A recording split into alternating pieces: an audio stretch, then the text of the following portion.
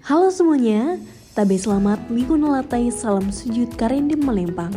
Adil Katalinu, Bacuramin Kasuraga, Basengat Kajubata. Arus, arus, arus.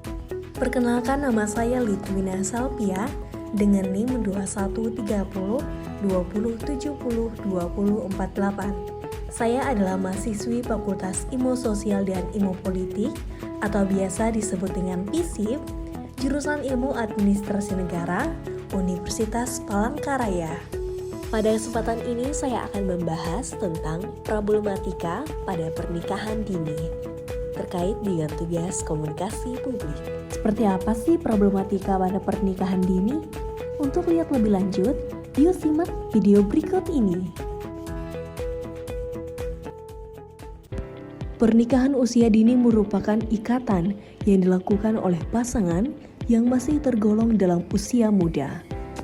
Adapun teori yang relevan berkaitan dengan pernikahan dini yang disampaikan oleh A. Hasul Hali, pernikahan dini adalah suatu perkawinan yang dimana sebuah perkawinan terjadi oleh salah satu atau kedua mempelai yang dimana syarat perkawinan tersebut tidak sesuai dengan syarat usia perkawinan yang telah ditentukan oleh hukum positif Indonesia dan juga oleh agama.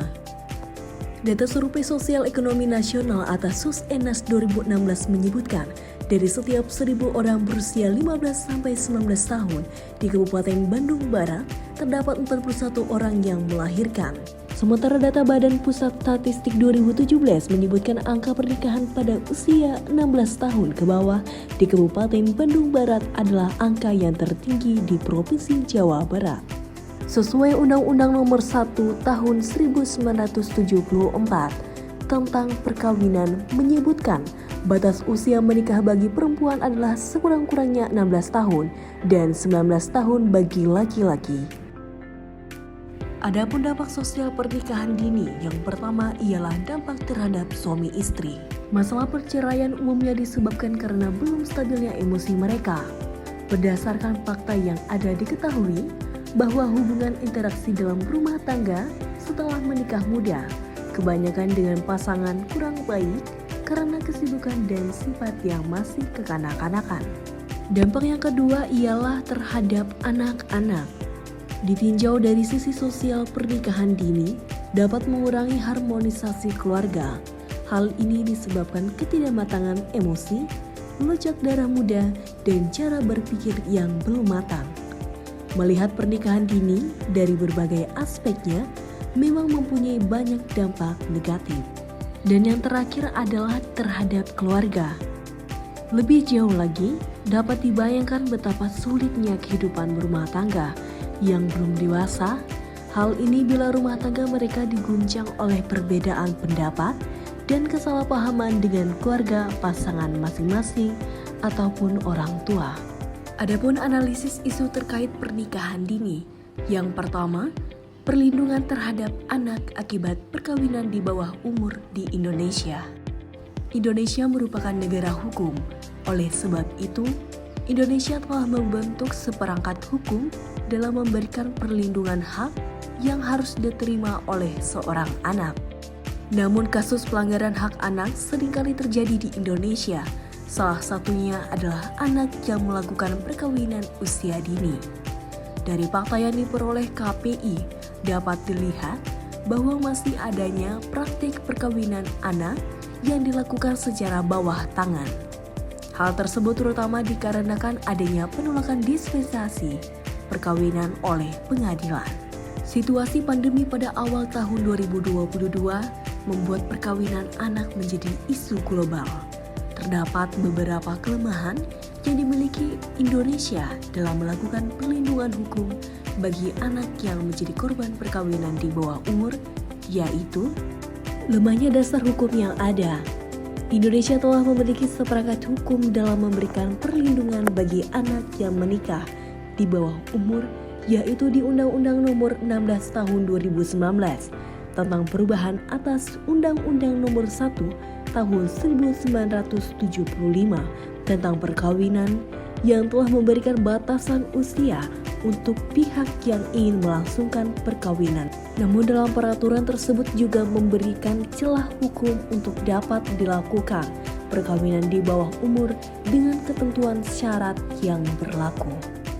Lemahnya penegak hukum yang ada. Dalam isu perkawinan anak di bawah umur ini, hakim sebagai penegak hukum memegang peran penting karena pada pasal 7 ayat 2 Undang-Undang Nomor 16 Tahun 2019 memberikan kewenangan untuk hakim pengadilan dalam memberikan dispensasi kepada orang tua atau wali, pihak wanita, dan laki-laki untuk melangsungkan perkawinan yang usianya menentang dari ketentuan pasal 7 ayat 1 dengan alasan yang mendesak disertai dengan bukti-bukti pendukung yang cukup. Faktor-faktor penyebab pernikahan dini. Tingkat ekonomi keluarga juga sangat berpengaruh pada tingkat pendidikan anggota keluarga. Rendahnya pendapatan ekonomi keluarga akan memaksa si anak putus sekolah dan tidak melanjutkan pendidikan ke jenjang yang lebih tinggi. Rendahnya tingkat pendidikan disebabkan oleh ekonomi keluarga yang kurang. Kekurangan biaya menjadi kendala bagi berkelanjutan pendidikan. Kedua, hamil di luar nikah. Informan yang menikah dini disebabkan karena sudah hamil dengan tingkat pendidikan yang masih rendah dan juga tingkat pergaulan bebas yang mengakibatkan mereka terjebak atau terjerumus ke dalam pernikahan dini. Dan yang terakhir adalah faktor ekonomi. Selama menikah mereka mengalami masalah perekonomian di dalam keluarga mereka. Dalam usaha untuk memperbaiki masalah ekonomi mereka mengalami kendala karena lemahnya pendidikan yang mereka miliki dan juga adanya kata malas di dalam diri mereka. Sehingga mereka tidak memiliki keterampilan yang bisa diandalkan untuk bekerja sebagai tambahan penghasilan dalam keluarga. Sehingga mereka masih mengharapkan atau bergantungan pada orang tua. Sekian pemaparan video tentang problematika pernikahan dini. Terima kasih sudah setia menonton sampai akhir. Kurang dan lebihnya saya mohon maaf. Atas perhatiannya saya ucapkan terima kasih.